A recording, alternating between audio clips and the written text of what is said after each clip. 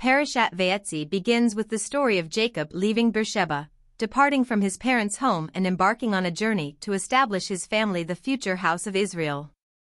This is not merely an anxious escape from his brother Esau, but a purposeful mission to fulfill his calling to establish the chosen nation. Every stage of Jacob's journey, as described in the Torah, represents an essential milestone he must pass before meeting Rachel and Leah, the matriarchs of the nation, and building the house of Israel with them. These milestones provide lessons for us, his descendants, on navigating the challenges of our own lives. A midrash on this week's Torah portion interprets the well-known verse from Psalms, a song of ascents, "I lift my eyes to the mountains, Hiram," Psalms 121 verse 1. Leaving Beersheba, Jacob reflects on a similar journey made decades earlier by Abraham's servant Eliezer, who sought Rebekah to be Isaac's wife, and says to himself, an illustrative image of a ladder, "I lift my eyes to the ancestors, Hiram." Like Jacob, all Jews descendants of the patriarchs and matriarchs, when facing difficulty or confusion, can lift their eyes to the ways of their ancestors and learn from their paths.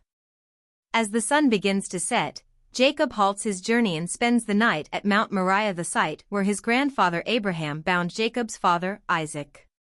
This is destined to become the eternal location of God's presence, where the holy temples would stand. The dream of Jacob's ladder here. Jacob dreams a remarkable dream described in the following verse, "And behold, a ladder was set on the earth, and its top reached heaven, and behold, the angels of God were ascending and descending on it."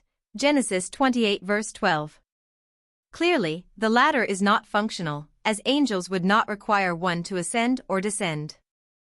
Angels, spiritual beings of great might, do not need physical tools or means of transition. Instead, the ladder is a metaphor for the path every one of Jacob's descendants will walk throughout their lives in this world.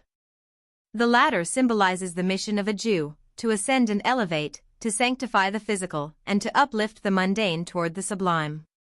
The ladder is rooted on the earth yet reaches heavenward, allowing its top to connect to the divine heights.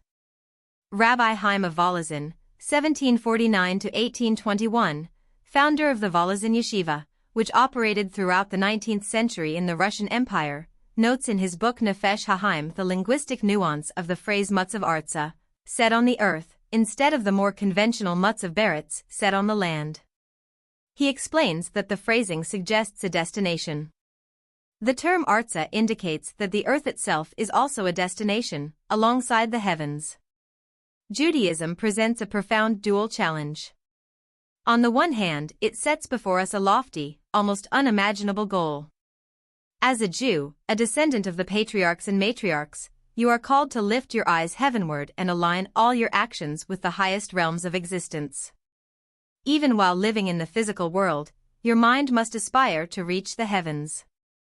We are tasked with constant spiritual growth and ascent.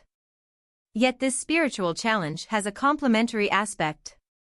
We are entrusted with the mission of bringing heaven down to earth, infusing spiritual meaning into daily routines and sanctifying the mundane. This duality is the essence of the ladder's dual purpose. It reaches both heavenward and to its second destination, earthward. At times, we might feel insignificant and doubt our ability to make an impact. We may ask ourselves, what can I contribute to the nation?